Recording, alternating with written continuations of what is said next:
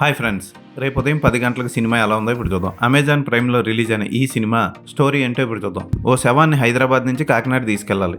ఓ డ్రైవర్ని కుదుర్చుకుంటారు. అతను 60,000 అడుగుతాడు.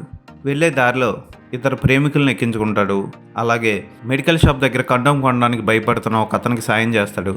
ఇలా ఆ కాంపౌండర్ వెళ్ళే మార్గంలో కనపడ్డ వాళ్ళందరి జీవితాలు ఎలా మారిపోయాయి, ఒక రాత్రిలో ఏం జరిగింది, ప్రేమ కోసం స్మగ్లింగ్ చేద్దాం అనుకున్న ఓ వ్యక్తి ఏం చేశాడు, అలాగే వేసిగా బతుకుతున్న ఓ అమ్మాయికి ఓ ప్యాసింజర్ దొరికితే అతనితో పాటు ప్రేమలో పడితే తండ్రి ఆపరేషన్ కావాల్సిన డబ్బు కుదిరిందా లేదా, ఇలాంటివన్నీ కథలో జరుగుతూ ఉంటాయి. చైతన్యరావు, అభినవ్ గోమట్టం, హెబ్బా పటేల్ మనకు తెలిసిన పాత్రలు.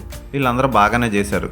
మిగిలిన పాత్రలు కూడా ఓకే అనిపిస్తాయి. కాకపోతే దర్శకుడు ఎంచుకున్న కథ, తీసిన విధానం ఇవన్నీ షార్ట్ ఫిల్మ్ స్టైల్లో సాగుతాయి. మనకి లాస్ట్ ఏమవుతుందో కూడా మనకి తెలిసిపోతుంది అన్నట్లే జరిగింది. ఫోటోగ్రఫీ నార్మల్గా ఉంది. Background music okay. డైలాగ్స్ కొన్ని చాలా అనవసరమైన డైలాగ్స్ ఉంటాయి. ఉదాహరణకి అభినవ్ గోమట్టం దగ్గర నుంచి వచ్చిన డైలాగ్స్లో 50% డైలాగ్స్ చిరాకు తెప్పిస్తాయి. ప్రాసల కోసం పోవడం, పంచుల కోసం పోవడం అవన్నీ చిరాకు అనిపిస్తాయి.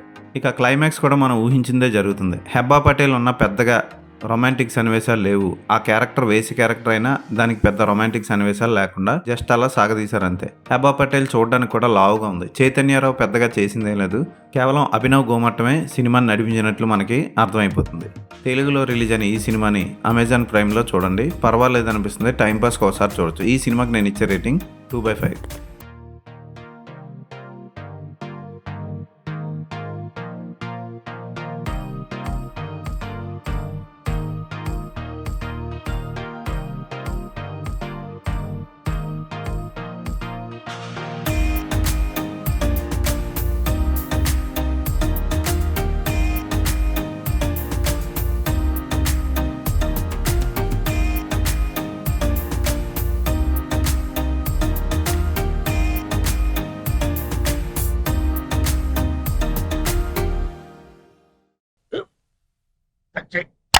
మన స్కూల్ బెంచ్ లాగా ఎంత గట్టిగా ఉందోరా.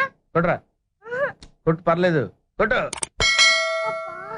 అబ్బా చైన్ పెట్టేసింది బాబాయ్. ఆ, నీకు ఏంటి నువ్వు కొడతావా? కమా బిట్ మీ యార్. వద్దు బాబాయ్. వాణ్ణి నేను కొట్టడం లేదమ్మా, వాణ్ణే నన్ను కొట్టమంటున్నాను. ఆ. నువ్వేం కంగారు పడక్కర్లేదు. అడుగుతావేంటి?